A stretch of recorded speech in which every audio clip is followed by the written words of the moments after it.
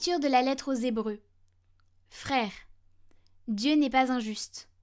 Il n'oublie pas votre action, ni l'amour que vous avez manifesté à son égard, en vous mettant au service des fidèles et en vous y tenant.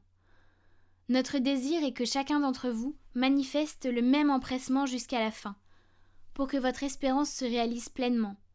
Ne devenez pas paresseux. Imitez plutôt ceux qui, par la foi et la persévérance, obtiennent l'héritage promis.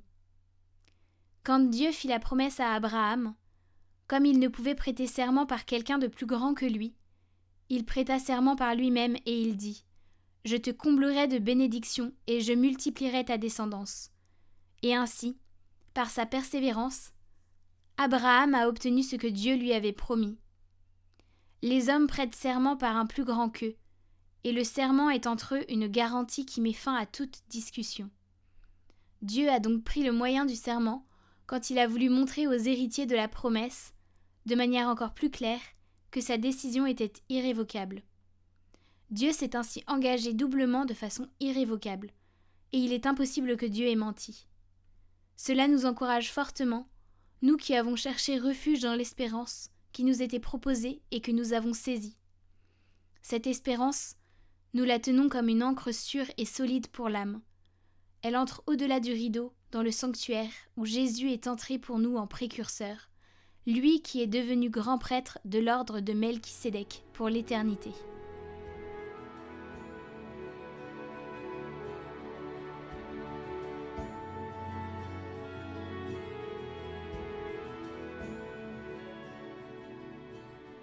Le Seigneur garde toujours mémoire de son alliance. De tout cœur je rendrai grâce au Seigneur dans l'assemblée, parmi les justes. Grandes sont les œuvres du Seigneur, tous ceux qui les aiment s'en instruisent.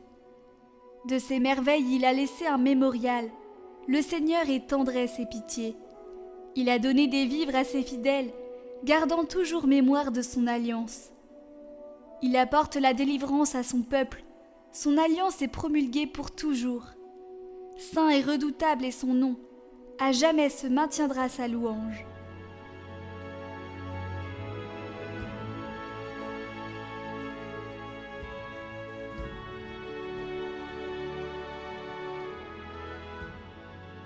Évangile de Jésus-Christ selon saint Marc.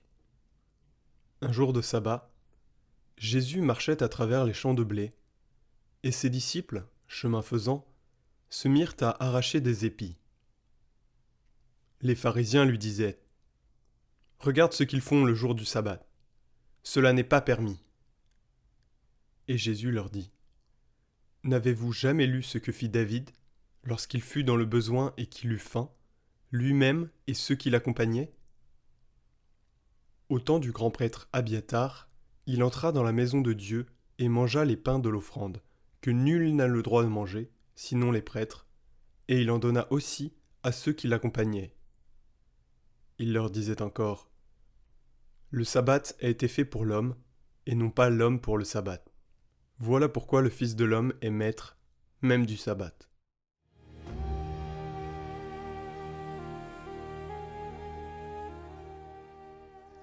Cette façon de vivre attachée au droit les éloigne de l'amour et de la justice. Ils se sont souciés de la loi. Ils ont négligé la justice. Ils se sont occupés de la loi. Ils ont négligé l'amour. C'est la voie que Jésus nous enseigne, totalement opposée à celle des docteurs de la loi. Et ce chemin de l'amour à la justice mène à Dieu. Au lieu de cela, il y a l'autre voie, celle qui consiste à ne s'attacher qu'à la loi, à la lettre de la loi, mène à la fermeture, à l'égoïsme. Le chemin qui va de l'amour à la connaissance et au discernement, à la pleine réalisation, conduit à la sainteté, au salut, à la rencontre avec Jésus. Au contraire, la voie de la loi mène à l'égoïsme, à la fierté de se sentir juste, à cette sainteté entre les apparences.